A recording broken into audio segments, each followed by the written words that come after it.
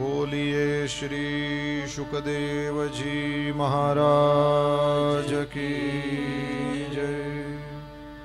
सद्गुरु भगवान की जय। आइए परमात्मा के प्राकट्य की इस मंगलमयी वेला में इस जयराम आश्रम में भी, जयराम विद्यापीठ में भी आज ही के दिन भगवान श्री हरि का प्राकट्य, इसीलिए इसको पाटोत्सव कहते हैं। और हमारी इस भागवती यात्रा में भी आज भगवान श्री हरि का प्राकट्य का उत्सव। परब्रह्म परमात्मा भगवान श्री हरि प्रकट हुए हैं मथुरा जी में, लेकिन वे वहां रहे नहीं। परमात्मा श्री वसुदेव जी के मस्तक पर विराजमान होकर के श्री गोकुल में पधारे। वहां पर 11 वर्षों तक रह करके आपने लीलाएं करी। परब्रह्म परमात्मा का यह साकार विग्रह अवतार तो कई बार हुए, लेकिन मेरे गोविंद जैसा अवतार खोजना मुश्किल। संतों से सुना है और अवतार में भगवान ने जो किया वे सब कुछ कृष्ण कर सकते हैं, लेकिन कृष्णावतार में भगवान ने जो कुछ किया वो सब कुछ सब अवतार नहीं कर सकते। क्या आप कल्पना कर सकते हैं बुद्ध बांसुरी बजा रहे हैं?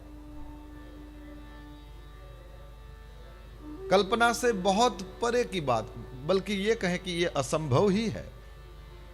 राम जी को रास रचाते हुए नहीं कल्पना कर सकते आप। दूसरे अवतारों में परमात्मा ने जो कुछ किया वो सब श्री कृष्ण परमात्मा कर सकते हैं। वराह भगवान ने पृथ्वी का उद्धार किया, परमात्मा कर सकते हैं। श्री कृष्ण परमात्मा ये काम जरूर कर सकते हैं। एक तरह से उन्होंने पृथ्वी के भार को हरण करके उद्धार ही किया है। परमात्मा ने कच्छप बनकर के मंदराचल पहाड़ को उठाया है अपनी पीठ पर। श्री कृष्ण परमात्मा ने भी गोवर्धन पहाड़ को उठाया है अपने बाएं हाथ पर। परमात्मा ने मत्स्य बनकर के सत्यव्रत मनु सप्तर्षियों आदियों की रक्षा करी है। श्री कृष्ण परमात्मा का अवतार क्यों होता है? उन्होंने स्वयं कहा धर्म संस्थापनार्थाय, और धर्म की संस्थापना करने के लिए क्या किया जाए? बोले परमात्मा श्री हरि ये सज्जनों की रक्षा करते हैं। भगवान ने सज्जनों की भी रक्षा करी। परमात्मा वामन बने और बलिराजा के ऊपर कृपा करुणा करी, उनसे कुछ मांगा। श्री कृष्ण परमात्मा ये कर सकते हैं। ये विराट रूप लिया था भगवान वामन ने और पूरे विश्व को ही नाप लिया था। ये श्री कृष्ण परमात्मा ने भी अपने उस अवतार में विराट रूप कई बार लिया। दुर्योधन को डराने के लिए कुरुक्षेत्र के मैदान में छोटे से थे तब 2 बार अपनी मां को अपने मुंह में विराट रूप का दर्शन कराया, ब्रह्मांड का दर्शन कराया। नरसिंह भगवान ने खंभे से प्रकट होकर के उस हिरण्यकशिपु को मारा, उसका उद्धार किया। भक्त प्रहलाद की रक्षा की। किसी का उद्धार करके अपने भक्तों की रक्षा करना, ये तो कृष्ण परमात्मा ने अपने जीवन भर किया। पूतना, अघासुर, बकासुर, वत्सासुर, वृषभासुर, प्रलंबासुर, गिनती बड़ी लंबी है। परमात्मा वेदव्यास बने, उन्होंने दिव्य ज्ञान दिया। परमात्मा श्री हरि ने यहां पर खड़े होकर के कुरुक्षेत्र में दुनिया को ज्ञान दिया। ऐसा गजब का ज्ञान आज भी हम लोग वंदन करते हैं जब गीता ग्रंथ को देखते हैं। प्रायः झूठ बोलने वाले जहां इकट्ठे होते हैं वहां पर भी गीता है। उसी पे हाथ रख के शपथ दिलवाई जाती है कि सच बोलोगे। यदि जरा सा भी दर्द है दिल में तो सच बोलोगे, किसी को अन्याय नहीं होने दोगे। वहां गीता ही रखी जाती है। राजनेता अपने मंत्रालय की जब शपथ लेते हैं मंत्री के रूप में, किसी न किसी धर्म ग्रंथ की शपथ लेकर के ये काम करते हैं। सनातन धर्म की सुप्रीम कोर्ट है प्रस्थान त्रयी, उपनिषद, ब्रह्मसूत्र और भगवद गीता। उपनिषदों में अलग अलग रूप में उस ब्रह्म का ही वर्णन, और हम देख सकते हैं कि उस अलग अलग ब्रह्म का जो वर्णन प्रत्येक उपनिषद ने अपने अपने ढंग से किया है, ब्रह्मसूत्र ने उन सब में कोशिश करी है कि वो समन्वय ही है, वो एक ही तत्व की बात कर रहे हैं, ये साबित किया जाए। भगवान वेद व्यास ने यह भगीरथ प्रयत्न किया, उपनिषदों का मतैक्य, उन सब का एक ही मत है, ये दिखाया। लेकिन उपनिषदों में भी और ब्रह्मसूत्र में भी हमारे विद्वान लोग कहते हैं कि निवृत्ति धर्म का ही ज्यादा वर्णन है। जीवन केवल निवृत्ति धर्म के अनुसार नहीं चलता। बिना कर्म किए कोई व्यक्ति एक क्षण भी नहीं रह सकता, यह कृष्ण परमात्मा ने कहा है। यही जो हमने कल बात करी थी, खाना पीना, उठना बैठना, आपके शरीर की यात्रा चलाना, बिना उसके किसी की यात्रा आगे बढ़ती नहीं है। किसी भी मार्ग के आप पथिक हों, आपको कर्म तो करना ही होगा। बल्कि यह कहना चाहिए कि भक्ति मार्ग में जो बहुत आगे बढ़ गए हैं वे भी सत्कर्म निरंतर करते हैं, और जो ज्ञान मार्ग में ब्रह्मानुभूति को प्राप्त कर चुके, जिनको बोध हो गया, वे भी सत्कर्म में लगे ही रहते हैं। वे लोक संग्रह के लिए कर्म करते हैं। लोक संग्रह का सीधा मतलब है लोगों को सिखाने के लिए करते हैं। लोक संग्रह में वापी संपश्यन कर्तुम अर्हसि। भगवान श्री कृष्णचंद्र ने अर्जुन को एक जगह यह कह दिया कि तुम्हारे पीछे चलने वालों को सिखाने के लिए तुम इस मर्यादा का, यानी धर्म मर्यादा का, नीति की मर्यादा का पालन करो। केवल निवृत्ति धर्म से काम नहीं बनता, प्रवृत्ति धर्म तो सबसे पहले। हम जब से बोलना चलना सीखते हैं तब से हमारे कर्म प्रारंभ हो जाते हैं। तो हमारा चलना बंद हो और बोलना बंद हो तब तक कर्म तो चलते ही रहते हैं। भगवत गीता ने यह काम पूरा किया। इसमें इसको नीति शास्त्र ही कहते हैं। यह नीति ग्रंथ ही माना जाता है, और इस वजह से प्रवृत्ति का वर्णन आपको भगवत गीता में और निवृत्ति का वर्णन उपनिषद एवं ब्रह्मसूत्र में प्राप्त होकर के ये प्रवृत्ति निवृत्ति दोनों मिलकर के ये सनातन धर्म के व्यक्ति का जीवन संपूर्ण होता है। बिना कर्म किए एक क्षण भी नहीं ठहर सकते, तो सीधी सी बात समझने जैसी है, जो करने जैसा नहीं करेंगे वो न करने जैसा जरूर करेंगे, क्योंकि कुछ तो करेंगे। आशा रखता हूं कि मैंने कोई ज्यादा कठिन शब्दों में आपके सामने ये बात नहीं रखी। करने योग्य न करें, वो न करने योग्य जरूर करेंगे, क्योंकि कुछ न कुछ तो करेंगे। इसलिए अपने आप को करने योग्य कर्मों में लगाए रहना यह हमारा सबसे पहला कर्तव्य है। अब करने योग्य कर्म कौन से हैं, तब हमारे पास ठाकुर जी ने हमको यह बड़ा सा रत्न दिया है कि इसको रखो और अपना मार्ग प्रशस्त करो। भगवत गीता आपको हमको बताएगी कर्म कौन से करने हैं। कई लोग तो ऐसे ही समझते हैं ये भगवत गीता जो है वो तो सन्यासियों के लिए ही है या बाबा लोगों के लिए ही है। ये तो मानना ही मत। किसने कहा ये सन्यासियों के लिए, बाबा लोगों? ठाकुर जी बार बार तस्माद युध्यस्व भारत मां मनुस्मर युध्य च। खड़ा हो जा, बैठा मत रे। तुम्हें अभी जो प्राप्त धर्म है उसका पालन कर। बार बार कुरु कर्मैव तस्मात् त्वम, कर्म कर। बिना किए क्या पाएगा? और यदि कुछ पा भी लेगा तो उसमें होगा क्या? बिना किए कुछ मिल जाए। आपने देखा होगा ऐसे लोगों को जिन्होंने कुछ नहीं किया और ऐसे ही वो वारिस बन गए हैं और उनको बहुत कुछ मिल गया। आपने देखा होगा ना ही उसका ठीक से लाभ ले पाते हैं और ना ही उसको बढ़ाने की तो छोड़ो, उसका ना सदुपयोग कर पाते हैं, ना ही रक्षण भी कर पाते हैं। एक दिन नष्ट हो जाता है। पूर्वजों का उपार्जित होगा, पूर्वजों के काम लगेगा। मुझे आपको तो अपना ही उपार्जन करना पड़ेगा। ये भजन की बात भी है, ये भोजन की बात भी है, ये श्रम की बात भी है, ये विश्राम की बात भी है। प्रवृत्ति धर्म, निवृत्ति बाद में, पहले तो प्रवृत्ति ही होती है। तो उपनिषदों ने और ब्रह्मसूत्र ने हमको निवृत्ति की बात बताया। भगवत गीता नहीं होती तो दुनिया सन्यासी बनी हुई दिखती। सन्यासी बनना कोई खराब नहीं है, मेरे कहने का भाव, लोग निवृत्ति में चले जाते। निवृत्ति भी धर्म है, इसको कोई खराब ना समझे। स्वयं भगवान राम ने माता शबरी के पास जब बैठे थे तो 9 प्रकार की भक्तियां बताई। उसमें प्रथम भगति संतन कर संगा और दूसरी रति मम कथा प्रसंगा। परमात्मा कहते हैं संतों का संग करना यह पहली भक्ति है और मेरी कथा में रुचि होना यह दूसरी भक्ति है।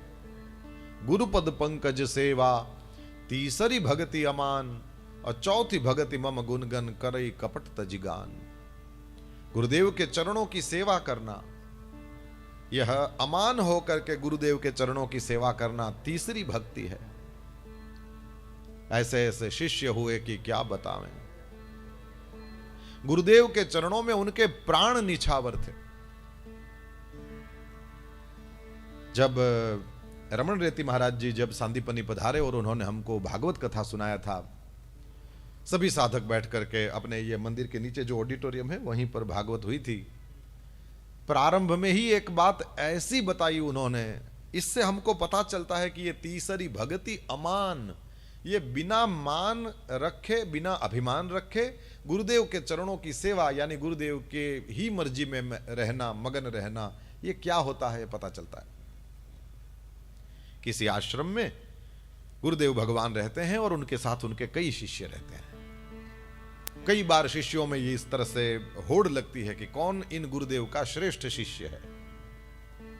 तो मेरे को तो किसी ने पूछा नहीं है, लेकिन मुझे यदि कहना है तो मैं इतना ही कहूंगा, जो स्पर्धा में नहीं है वो श्रेष्ठ है। मैं श्रेष्ठ हूं ये साबित करना क्यों पड़े, जब अपने को ही अंदर से लगे कि नहीं, अपने में कुछ है नहीं। पैकिंग बढ़िया वाली क्यों बनानी पड़े, माल नहीं हो तब। इमिटेशन का पैक देखो कितना बढ़िया होता है। जहां पर वास्तव में कुछ है वो किसी होड़ में नहीं होता। ये रघुनाथ जी को ही देख लो, जिनके वचन हम अभी सुन रहे हैं, उन्हीं को देख लो। दशरथ जी ने राम जी को राजा बनाना चाहा और कई ने भरत को। इसको ऐसे कह दो कि राजगादी की प्राप्ति की रेस में दशरथ जी ने राम को उतार दिया, कई ने भरत को, और इन दोनों को देखो किसी को इंटरेस्ट नहीं। ये स्पर्धा के लोग ही नहीं थे, ये समर्पण के और त्याग के लोग थे। त्याग और समर्पण की स्पर्धा है रामायण में। लड़े क्यों? इसीलिए कि सामने भोग और अपहरण वाले थे। रावण की विचारधारा क्या है? भोग और अपहरण। रामायण में राम जी की, अयोध्या वालों की विचारधारा क्या है? त्याग और समर्पण। बिना दिए क्या मिलेगा, इसलिए त्याग, इसलिए समर्पण। श्री रघुनाथ जी स्पर्धा के व्यक्ति नहीं है, पर शिष्यों में परस्पर ऐसे ऐसे होड़ लगती है, कौन इन गुरुजी के सबसे श्रेष्ठ शिष्य कौन है। फिर तो परस्पर चर्चा होने लगी, ये अच्छे हैं, ये सबसे अच्छे हैं, ये सबसे अच्छे हैं। उसमें सर्वानुमति से जो श्रेष्ठ शिष्य साबित हुए, गुरुदेव ने उन सब की बुद्धि को थोड़ा हिलाने के लिए एक दिन ऐसा किया, सभी शिष्य समुदाय हाजिर था और सभी जिनको श्रेष्ठ मानते थे उनको लंबी दंडवत करी। गुरुदेव ने अपने शिष्य को दंडवत प्रणाम किया। अब तो सब हक्के बक्के। और ज्यादा शौक तो तब लगा जब जिसको दंडवत करी गई है वो चेला आराम से सामने खड़ा है, अपने गुरु की दंडवत ले रहा है, हाथ जोड़े हुए, दृष्टि नीचे है, और अपने गुरुदेव दंडवत कर रहे हैं, उसको स्वीकार भी कर रहा है। आश्रम में गजब की शांति व्याप्त हो गई। क्या कर रहा है? जीवन भर का किया हुआ सुकृत जप तप सब गया तेरा पानी में। गुरु दंडवत कर रहे हैं और आराम से खड़ा है, दंडवत ले रहा है गुरु की। फिर तो गुरुदेव खड़े होकर के चले गए और फिर उन्हीं शिष्यों में वो जो इधर वाले थे वो सब इधर वाले हो गए। बेकार आदमी है। अरे हम लोगों को कुछ जप तप नहीं किया, फिर भी हम लोग कभी गुरुजी इस तरह से दंडवत करें तो हम खड़े ना रहें। पागल कहीं का, नीम पागल खड़ा रहा, बेशर्म कहीं का। ऐसा चेला होता है किसी गुरु का?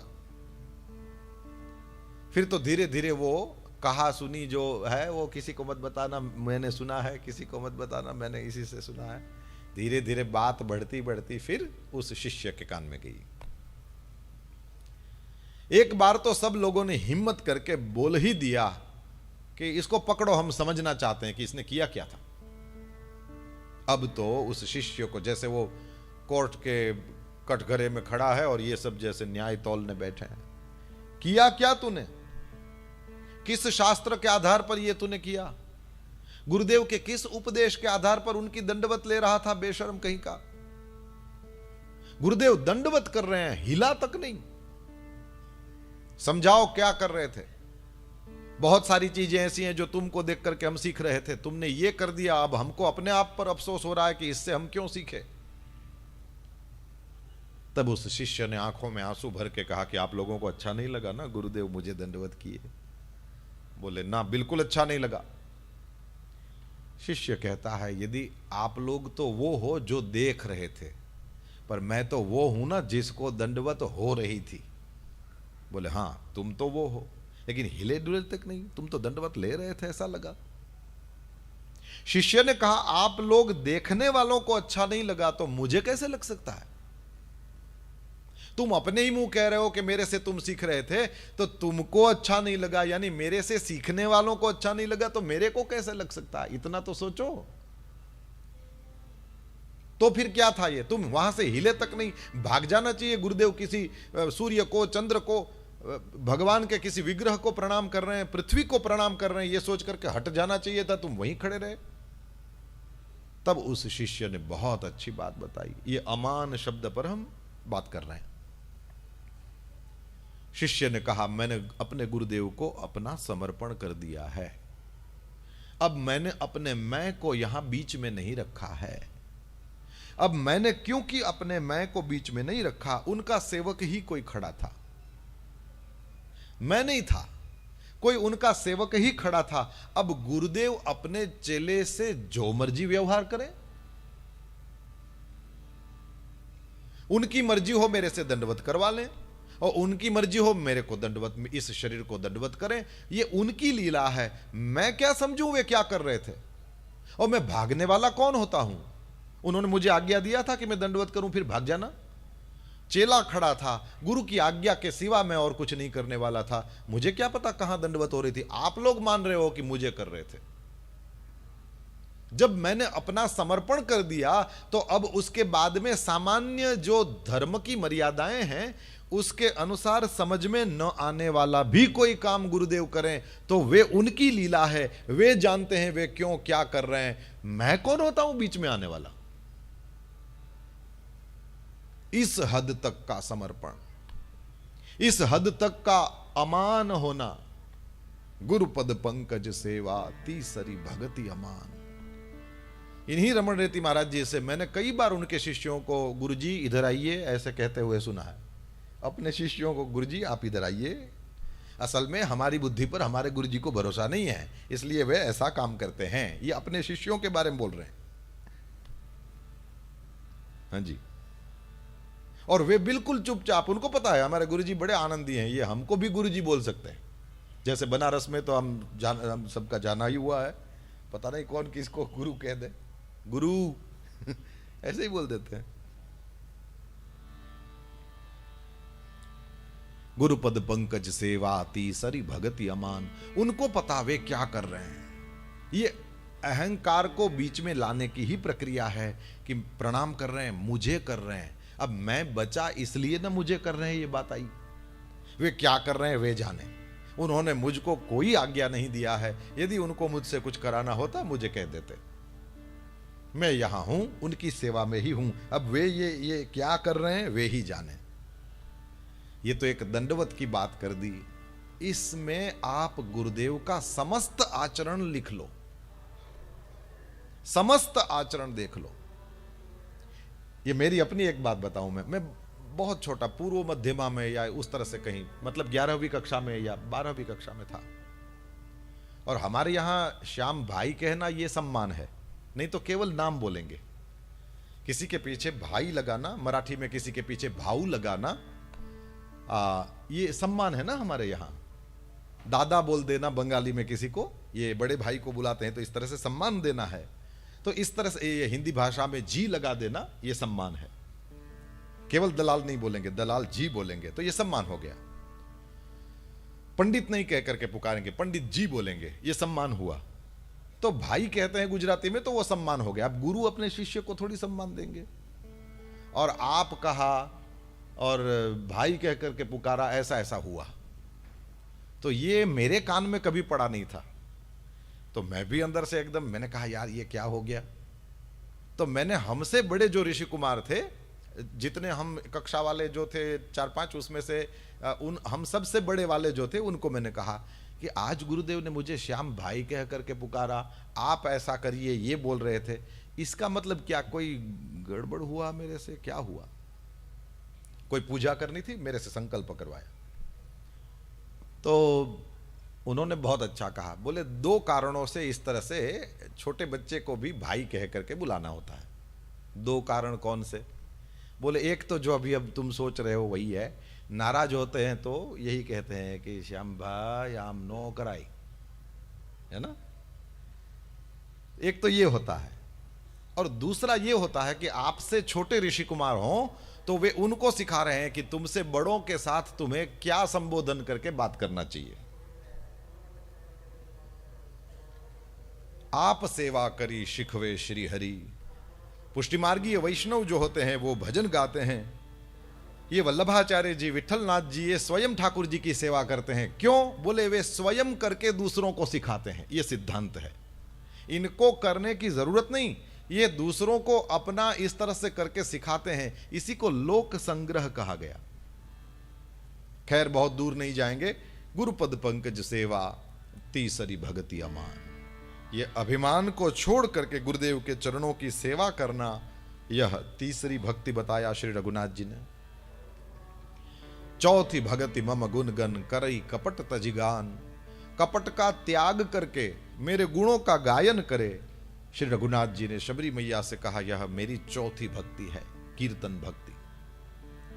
मंत्र जाप मम दृढ़ विश्वासा, पंचम भजन सो वेद प्रकाशा। मंत्र जाप करे और मुझ में दृढ़ विश्वास रख करके मंत्र जाप करे।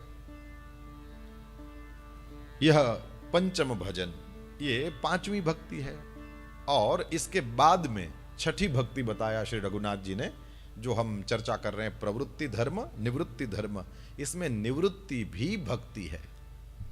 छठ दम सील बिरति बहु कर्मा, निरत निरंतर सज्जन धर्मा। छठ दम सील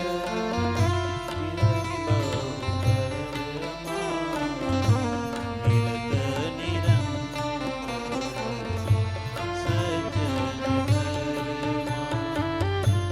छठ दम सील बिरति बहु कर्मा, निरत निरंतर सज्जन धर्मा। छठ दम सील बिरति बहु कर्मा, निरत निरंतर सज्जन धर्मा। छठ दम सील बिरति बहु कर्मा, निरत निरंतर सज्जन धर्मा। छठ दम सील बिरति बहु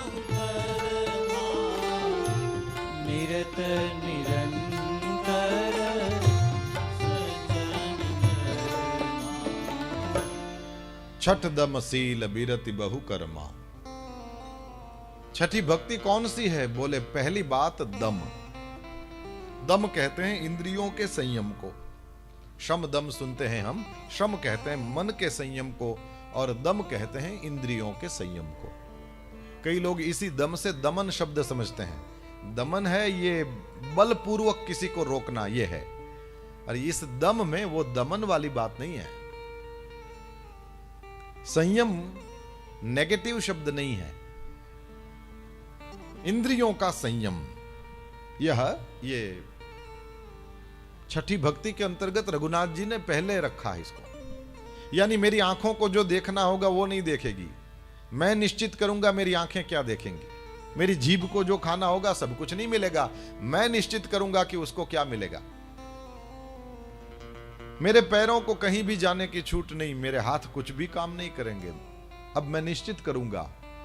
एक उम्र के बाद ये छठी भक्ति करने जैसी है। दम, इंद्रियों पर संयम।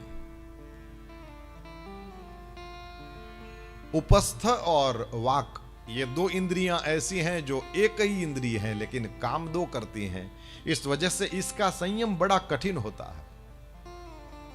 नरसिंह मेहता ने भी वाच काच मन निश्चल राखे, धन धन जननी तेनी रे कह करके इन दोनों पर संयम को ज्यादा महत्व दिया। मूत्र त्याग और प्रजा की उत्पत्ति, उपस्थ के दो काम, और बोलना और खाना, ये दो इस मुख के काम। इसलिए इन दोनों इंद्रियों का संयम बहुत कठिन। एक ही इंद्रिय और दो काम लेते हैं हम उससे, इन पर संयम कठिन है। दम का मतलब इंद्रियों पर संयम। छठ दम सील। छठी भक्ति क्या है? एक दम और दूसरा सील। सील का मतलब है स्वभाव। मेरे गुरुदेव भगवान पूज्य भाई श्री का एक वाक्य है, मुझे बड़ा अच्छा लगता है। कहते हैं 40 की उम्र के बाद व्यक्ति अपने स्वरूप से नहीं स्वभाव से पहचाना जाता है। 40 के बाद। 40 से पहले वाला है तो ये कहेंगे वो छोरा ना जो लंबा है, वो लंबे वाले बाल रखता है, एकदम गोरा सा है। 40 से पहले ऐसे बोलेंगे। 40 के बाद वो बोलेंगे वो जहां जाता है वहां झगड़ा करता रहता है, वही ना। सुना है आपने लोगों को बात करते हुए। 40 के बाद व्यक्ति स्वरूप से नहीं स्वभाव से पहचाना जाता है। सील, स्वभाव। छठ दम सील। शबरी मैया को परमात्मा श्री रघुनाथ जी ने कहा, अब तुम अपने स्वभाव से पहचानी जाओ, ऐसे करोगी तो तुम छठी भक्ति करती हो। ओ बिरति बहु कर्मा। बहुत कर्मों को करने से विरति, ये निवृत्ति है और ये भी भक्ति है।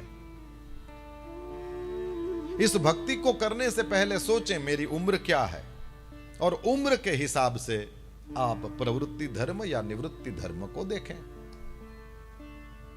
आप युवा हैं, प्रवृत्ति धर्म आपको करना चाहिए। आप वृद्ध हुए हैं, अब आप अपने शरीर की मर्यादा में कर्म करिए। शरीर यात्रा चलती रहे पर ज्यादा ध्यान भजन में। किसी मां के पेट में आए उससे पहले पता नहीं कहां थे, और जैसे ही ये शरीर शांत हो जाएगा फिर पता नहीं कहां चले जाएंगे। बढ़िया है, जो साथ नहीं आने वाला है वो सब इकट्ठा करने से अच्छा है जो साथ आएगा उसको इकट्ठा किया जाए। इसलिए महाराज जी मैं माला को एटीएम कहता हूं। उसमें एनी टाइम मनी होता है, इधर एनी टाइम माला या एनी टाइम मंत्र, ये भी एटीएम है। और ये वाला पैसा इकट्ठा करोगे तो उधर चलेगा, है ना।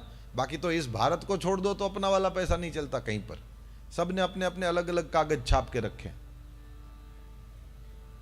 पर ये वाला पैसा ऐसा है कि भारत क्या दुनिया के सब देश में भी ये चलता है। मेरे को पूछो, बिना एक पैसा जेब में लिए दुनिया हम लोग घूमते हैं, पर ये वाली माला, ये वाला एटीएम साथ रखते हैं। जब भी जरूरत हो, चाहे 40,000 फीट ऊपर उड़ रहे हैं, चाहे धरती पर बैठे हैं, चाहे कहीं हो, ये साथ में होता है। तो एनी टाइम माला, एटीएम। काम लगने वाली चीज है ये साथ आने वाला है। इसको ज्यादा से ज्यादा इकट्ठा किया जाए। कब? बोले जब आपकी निवृत्ति की उम्र हो। इसका मतलब तो ये हुआ जवान आदमी को माला नहीं फेरना चाहिए ना, ऐसा बिल्कुल भी नहीं है। जो कहा जाए उतना ही समझिए, अपने मन से कहीं जोड़ मत लगाना। प्रवृत्ति की उम्र हो तो रोज एक माला ज्यादा से ज्यादा, क्योंकि अभी प्रवृत्ति की उम्र है। कोई फैक्ट्री चला रहा है, कोई बड़ी दुकान चला रहा है, कई लोगों की रोजी रोटी आपके ऊपर है। अब आप यहां बैठ जाओगे तो फिर क्या होगा? बढ़िया है आप अपना थोड़ा सा भजन करो और फिर आपका मुख्य भजन वो है, वहां जाओ और वहां पर कर्म रूप भजन करो। फिर एक न एक दिन यही लेना है, तो वो जब लेना होगा तब लेना, और उससे पहले थोड़ा थोड़ा रोज किया होगा तो फिर वहां जब इसका समय आएगा तब कर सकोगे। नहीं तो यदि कभी नहीं किया होगा तो फिर माला हाथ में आएगी नहीं। सत्संग सुनने का अभ्यास होना, तब जाके आपको वो बैठने का मन करेगा। अच्छे विचारों को प्राप्त करने का मन होना चाहिए, तब जाके यहां बैठ सकोगे। नहीं तो दूसरों को देख के भी सोचते पता नहीं 4-4 घंटे कैसे बैठे रहते हैं ये लोग।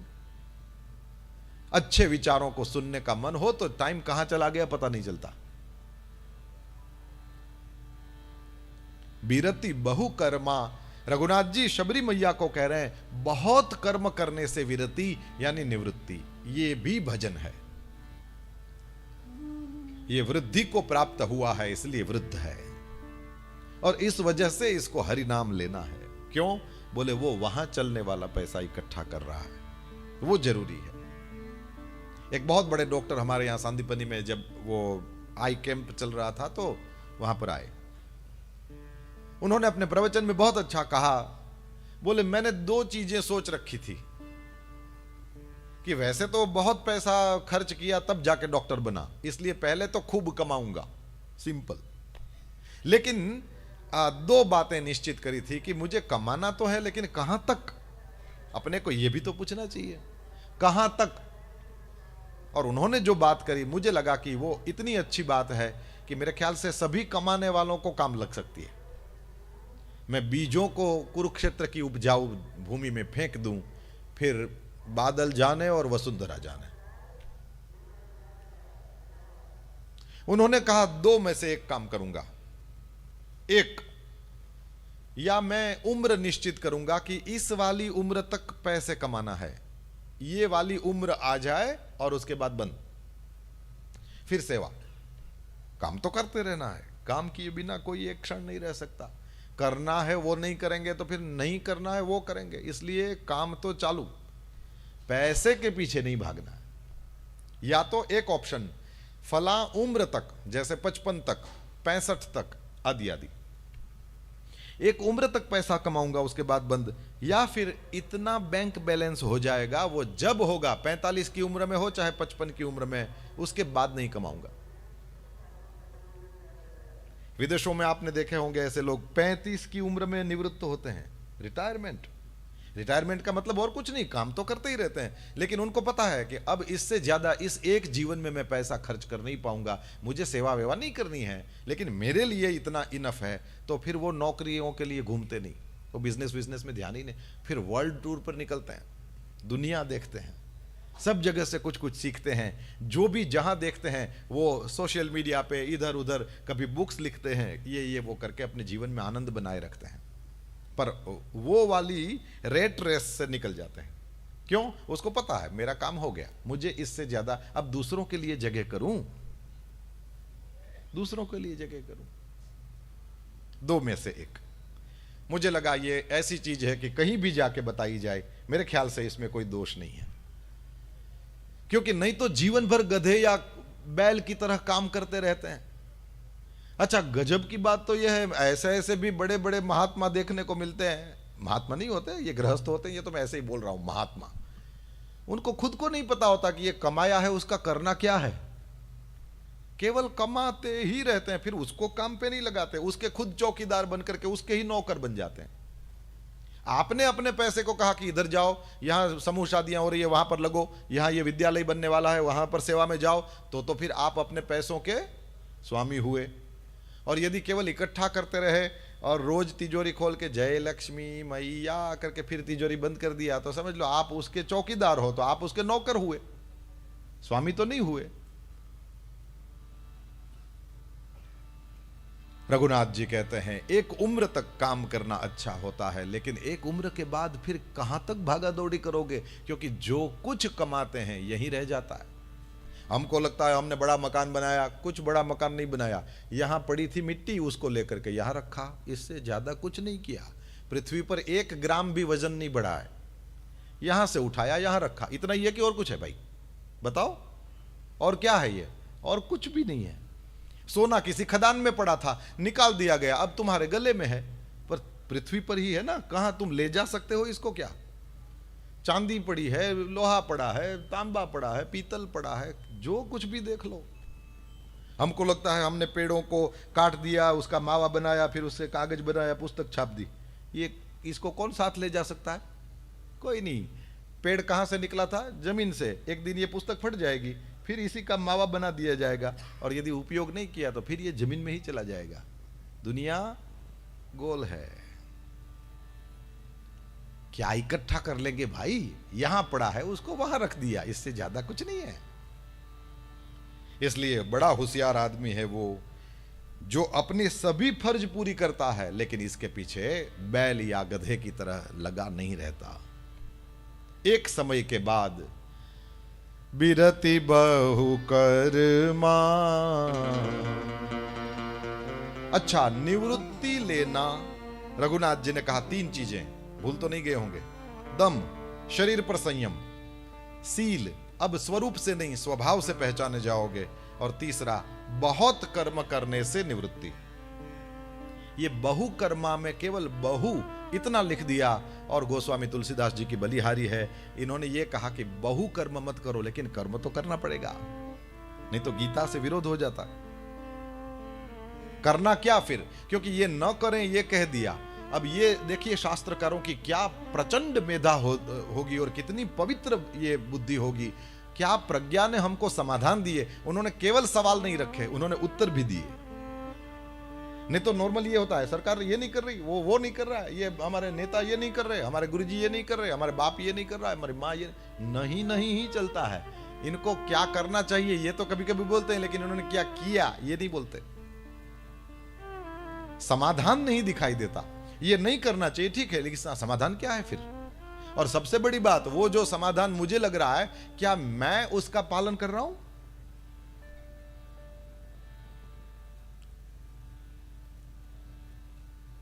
जिस प्रश्न का जो समाधान हमारे मन में आए, सबसे पहले हमको ही तदनुसार जीना चाहिए, तभी माना जाएगा कि हम उस समाधान को वास्तव में समाधान मानते हैं। क्योंकि हमारे दिमाग में आया ना, तो सबसे पहले तो हम ही को उसका पालन करना चाहिए। तुलसीदास जी ने केवल सवाल नहीं रखा, बहुत कर्म करने से विरति, इतनी बात करके बात को छोड़ नहीं दिया, समाधान दिया। निरत निरंतर सज्जन धर्मा, सज्जनों के धर्मों में निरंतर निरत रहे। ये सज्जन का धर्म क्या है भाई? बोले यही, वो बैल और गधा बन के संसार की चीजों को झुटाने में दौड़ता भागता न रहे, पसीना न बहाता रहे, सज्जनों के धर्म में रहे। ऐसे प्रोफेसर्स देखे हैं 1.5 लाख, 1.25 लाख, 2 लाख, 2.5 लाख पगार वाले। वो कहते हैं महाराज अभी तो बड़े आनंद में हैं। हम उनको पूछे कि साहब आप तो आनंद में ही होगे ना, 2-2.5 लाख पगार किसको कहते हैं? बोले नहीं, अपने तो रिटायर हो गए। अच्छा, अब पैसा नहीं आता तो फिर आनंद में कैसे हो? बोले अब तो ज्यादा आनंद में है। कैसे भाई? बोले जिस दिन रिटायरमेंट हुई उसी दिन अपनी स्कूल के बच्चों को बता दिया, शाम को 5 से 6 फ्री रहूंगा, जिनको भी पढ़ना है चाहे नीरा मूर्ख क्यों न हो मेरे पास आएगा। मेरा मैथ्स कैसा है सब जानते हैं, जिसको भी गणित कच्चा है मेरे पास आना, फ्री में पढ़ाऊंगा। अब आप देखो मेरे पास 5 से 6 इतने बच्चे, और वो केवल 1 घंटा आते हैं, मैं उनको पढ़ाता हूँ, लेकिन उन लोगों की मुस्कान देख करके, उन लोगों के पास बैठ करके इतने पॉजिटिव वाइब्स आते हैं कि वो 1 घंटा मेरे को बाकी के 23 घंटे आनंद में बिताने के लिए पावर दे दे के जाते हैं। निरत निरंतर सज्जन धर्मा। अब तो कम हुआ, नहीं तो ट्रेन में यात्रा करते थे तो उस समय मैंने कई बार ऐसा देखा है कि ऐसे ही दो लोग बैठे हैं और एक व्यक्ति किसी विषय का विशेषज्ञ हो और सामने वाला जरा सा उस चीज को जानता हो, वो तुरंत अपने विषय की बातें बताना शुरू करेगा। हो सकता है अपनी ऑफिस में बैठा हो तो उसको मिले भी नहीं, लेकिन उसको पता है यात्रा करनी है और कुछ है नहीं, तुरंत ही वो बताना शुरू करेंगे। पोरबंदर से द्वारका जी दर्शन करते जाते समय पूज्य राजेंद्र दास जी महाराज के साथ दर्शन करने के लिए जा रहे थे, तो रास्ते में जाते समय गाड़ी में बैठे हैं और वेणु गीत के श्लोकों की व्याख्याएं समझाते जा रहे हैं। कितना आनंद आए कि देखिए ये हैं जो बांटने वाले हैं। ये निरत सज्जन धर्मा तो ठीक है, लेकिन निरत निरंतर सज्जन धर्मा, ये तो निवृत्ति भी अपने आप में बुरी तो नहीं है। ब्रह्मसूत्र जिसका प्रतिपादन करते हैं, बुरा कैसे हो सकता है? उपनिषदों ने जिसका प्रतिपादन किया, बुरा कैसे हो सकता है? लेकिन भगवत गीता फिर आई कि भाई ये निवृत्ति तो आधी बात हुई, जब प्रवृत्ति की बात रखोगे तब जाके ये जीवन पूरा होगा। श्रीमद् भगवत गीता कहते हैं इसको। भगवद का मतलब होता है जिसमें भग हो। धन हो तो धनवान है, इसी तरह भग हो तो भगवान है। ये भग क्या है? धन तो समझते हैं, भग क्या है? बोले 6 चीजों को भग कहते हैं। ऐश्वर्यस्य समग्रस्य, वीर्यस्य यशसः श्रियः, ज्ञान वैराग्ययोश्चैव, शरणां भग इति रणा। ईरणा संज्ञा, इन 6 को भग कहते हैं। समग्र ऐश्वर्य जहां हो तो भग है। समग्र वीर्य पराक्रम, समग्र पराक्रम जहां पर है भग है। समग्र यश जहां है भग है। भगवान को देखते जाओ। समग्र श्री जहां पर है भगवान है। समग्र ज्ञान जहां पर है भगवान है। समग्र वैराग्य जहां पर है भगवान है। ऐश्वर्य, वीर्य, यश, श्री, ज्ञान, वैराग्य, 6 को भग कहते हैं। वे जहां हैं भगवान है। जैसे धन जहां हो धनवान है, उस तरह भग जहां हो भगवान है। श्रीमद् भगवत गीता कहा। भगवत का मतलब जिसमें भग है। भगवत गीता में यह सब दिखेगा। ऐश्वर्य तो देखो, क्या महान कुरुक्षेत्र के मैदान में परमात्मा श्री हरि ने ऐश्वर्य प्रकट किया। अर्जुन जो हमेशा साथ रहने वाला, वो भी, उसकी भी आंखें चौंधिया गई। अरे फिर वही रूप प्रकट करिए, मैं देख नहीं सकता इसको। कब बोल रहा है? जब भगवान ने दिव्य दृष्टि ऑलरेडी दे दिया है, देख सके ऐसी आंखें दे दी है इसको, देख सके ऐसा अर्जुन भी कह रहा है नहीं नहीं नहीं नहीं, अब बस अब बस, अब बंद करिए। वही चतुर्भुज वाला सौम्य स्वरूप दिखाइए प्रभु, आपके इस प्रभाव को देख नहीं पा रहा हूं। ये सभी महान लोगों में ये पंखे को आप नहीं, वो 1 के ऊपर, फिर 2 के ऊपर, फिर 3 के ऊपर, उसको डीमर कहते हैं। डीम करने के लिए डीमर। सभी महात्माओं में ये ठाकुर जी का दिया हुआ एक इनबिल्ट विशेष ये गुण होता है। सामने जैसा होगा उसके अनुसार अपने आप को डीम कर देते हैं। नहीं तो उनका प्रभाव और उनका प्रकाश और उनका ज्ञान, उनका वैराग्य यदि दिख जाए तो पास में कोई फटके तक नहीं। लेकिन कोई छोटा सा बच्चा भी क्यों ना हो, क्यों रे आ इधर, उसके कांधे पर हाथ रखेंगे। किसी भी बेटी को देखें, क्यों रे अकेली आई हो करके तुरंत उसके कांधे पर हाथ रखेंगे। उसको भी लगेगा मैं अपने बाप के पास बैठी हूं। वो डीमर होता है, डीम कर देते हैं अपने आप को। इस वजह से होता क्या, बोले वो शिष्य है, वो सहन कर सके उतना ही तेज। आपने देखा जैसे अंधेरा समस्या है, वैसे ही बहुत ज्यादा प्रकाश ये भी समस्या है। चौंधिया जाए हमारी आंखें तो ये भी तो समस्या है। उसमें भी अति प्रकाश में भी नहीं दिखता प्रभु। केवल अंधेरे में नहीं दिखता ऐसी बात नहीं है, अति प्रकाश में भी नहीं दिखता। आंखों की मर्यादा है, उतना ही आंखों को दिया जाए तब जाके वो कुछ देख सकती है। संतों के पास, भगवान के पास ये वस्तु, ये ऐसे डीमर लगे होते हैं, इनबिल्ट ही होते हैं। वे सामने जैसा, उसके सामने वैसा प्रभाव प्रकट करेंगे। समर्थ है, असमर्थ है, बच्चा है, कोई बड़ा है, कोई बूढ़ा है, तो उस तरह से उनको अपने आप को बार बार चेंज करना, और उसमें कोई श्रम नहीं। पानी को लोटे में भर दो, तुरंत लोटे के आकार का डाल दो थाली में, एकदम तुरंत ही थाली के आकार का हो, और उसमें कोई श्रम नहीं है। परमात्मा श्री हरि ने जो ऐश्वर्य प्रकट किया, अर्जुन भी बोल पड़ा, महाराज क्षमा करें, मैं इसको देख नहीं पा रहा हूं, दिव्य दृष्टि के बाद भी नहीं देख पा रहा हूं। यानी ठाकुर जी कह रहे हैं कि ये मत समझ कि किसी को दिव्य दृष्टि मिल गई, इसका मतलब अब तो वो मुझे पूरा पूरा जान गया। ये पूरा पूरा जानने वाली बात होती ही नहीं। और इसी वजह से स्वामी राम सुखदास जी ऐसा कहते थे कि परमात्मा को कोई नहीं जान सकता। अरे परमात्मा स्वयं भी ये कहते हैं कि मुझे भी नहीं पता मैं कितना हूं। इसलिए परमात्मा को जानने की कसरत मत करो, परमात्मा को मान लो, काम बन जाएगा। जानने की ताकत हम में थोड़ी है। जिसमें ताकत हो वो प्रयत्न करते हैं, और उनकी बुद्धियां भी कभी ये नहीं जाहिर करती कि हमने परमात्मा को पूरा पूरा जान लिया है।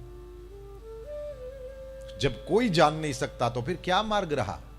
क्योंकि मानोगे कि हां वो है तो बात बन गई। अब उसके अनुसार का व्यवहार, जैसे विवाह हुआ तो विवाह के बाद क्या कोई उसके वर के कान में कहने जाता है कि अब ये तुम्हारी बहू है? आज हुआ था ऐसी कोई विधि? किसी ने देखा?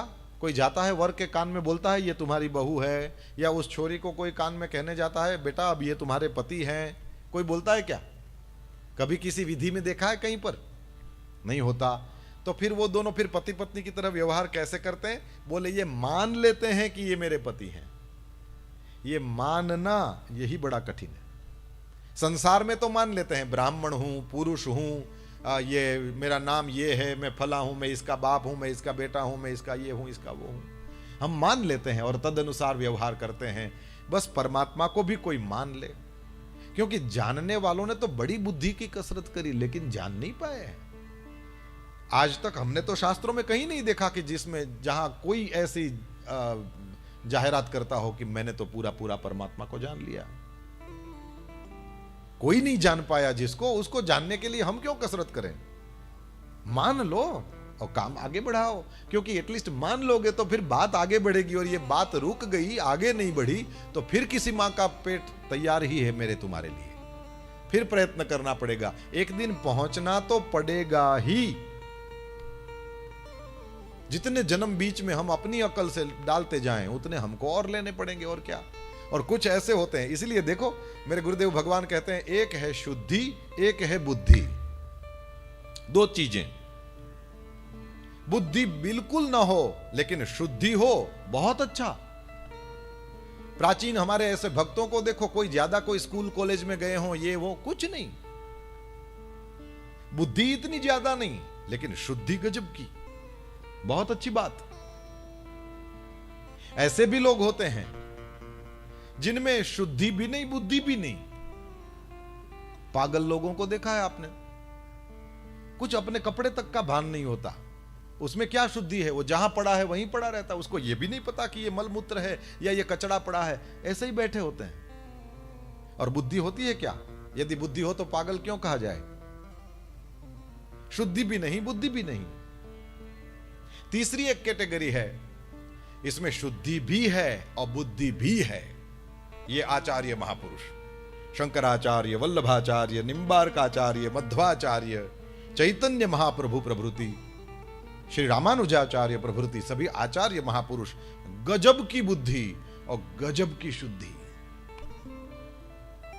दोनों होना बहुत बड़ी बात। दोनों में से कुछ भी नहीं होना इतना ज्यादा खराब नहीं है। क्यों? समाज को इतने ज्यादा परेशान नहीं करते।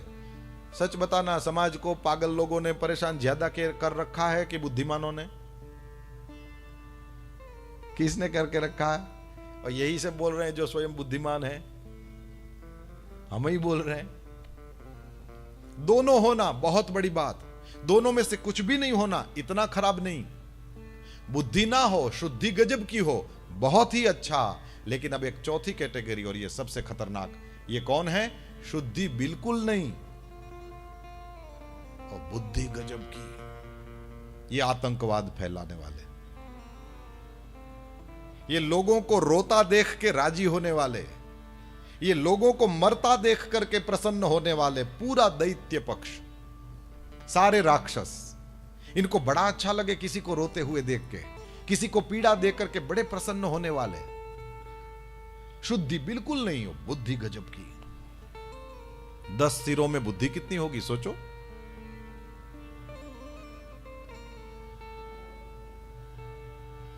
परब्रह्म परमात्मा की प्राप्ति के लिए ज्यादा बुद्धि की आवश्यकता नहीं है, शुद्धि पर ही ध्यान दिया जाए। संतों से सुना है, इस कलिकाल में सिद्धि की प्राप्ति के लिए भी बहुत ज्यादा मथना नहीं, ज्यादा प्रयत्न करना नहीं, कोशिश करी जाए शुद्धि प्राप्त हो। सिद्धि मिलनी हो मिले, ना मिलनी हो ना मिले, लेकिन शुद्धि होगी तो फिर सब पीछे आएगा। ध्यान बुद्धि पर न होकर के शुद्धि पर होना चाहिए। और आपने देखा ये शकुनी की कितनी बुद्धि, उसका आईक्यू जबरदस्त होना चाहिए, ये तो पक्का है। तो हस्तिनापुर में शकुनी भी था और इधर विदुर काका भी थे, सुलभा देवी भी थी। कृष्ण भगवान जब हस्तिनापुर में आए तो शकुनी के यहां भोजन करने के लिए गए या विदुर जी के यहां गए? किसके यहां गए भाई? झूठे फल सबरी के खाए, ओ साग विदुर घर खाई,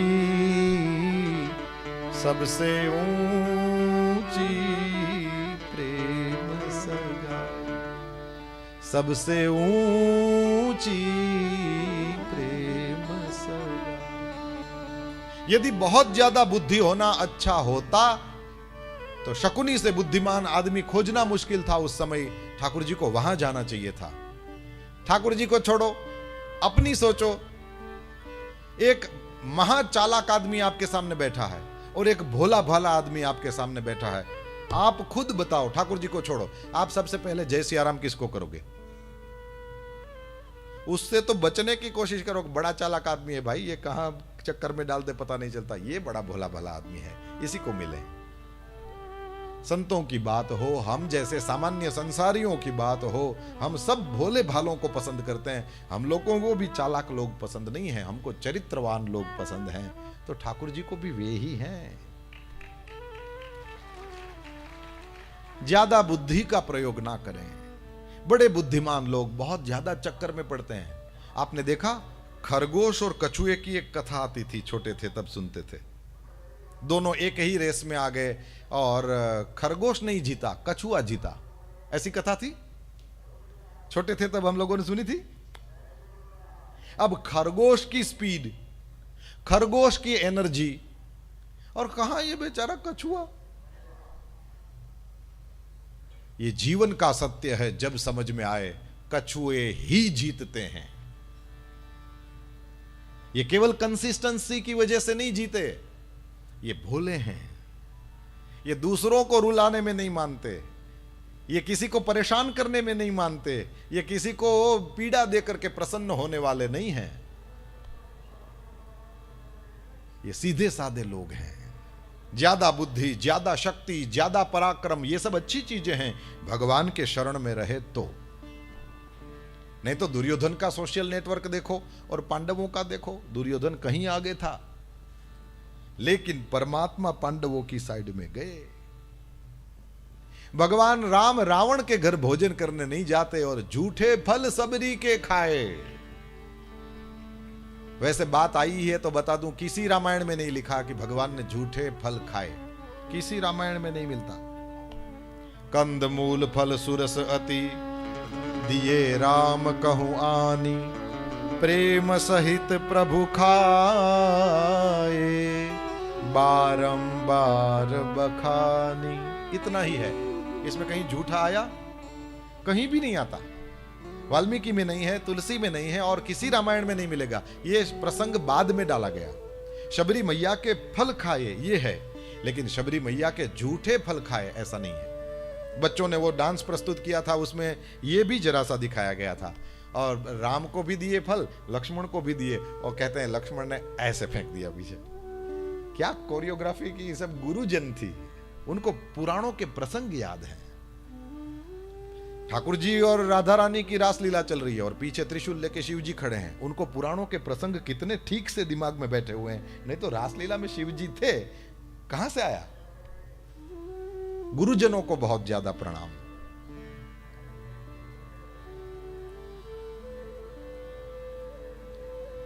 खैर, बड़ी लंबी बातें हैं, हम गीता मैया को प्रणाम करें। सीधी सादी बात, परमात्मा प्रेम ही पसंद करता है, परमात्मा शुद्धि ही पसंद करता है, और इसीलिए जो निरंतर सज्जनों के धर्म में लगे रहेंगे, इस प्रकार की प्रवृत्ति करेंगे और अपनी निवृत्ति को भी चमकाएंगे, उनके लिए यह भगवत गीता एक प्रकाश स्तंभ का काम करती है। भगवत गीता का पाठ करना, भगवत गीता का चिंतन करना, भगवत गीता के साथ बैठना, साक्षात श्री कृष्ण के साथ बैठना है। मेरी आपकी उम्र प्रवृत्ति की हो, हमको प्रवृत्ति धर्म के अनुसार चलना। यदि हमारी उम्र निवृत्ति की हो तदनुसार, तो समग्र ऐश्वर्य परमात्मा का देखिए, कुरुक्षेत्र में परब्रह्म परमात्मा का दिव्य ऐश्वर्य, वो सारा का सारा ऐश्वर्य भगवत गीता में।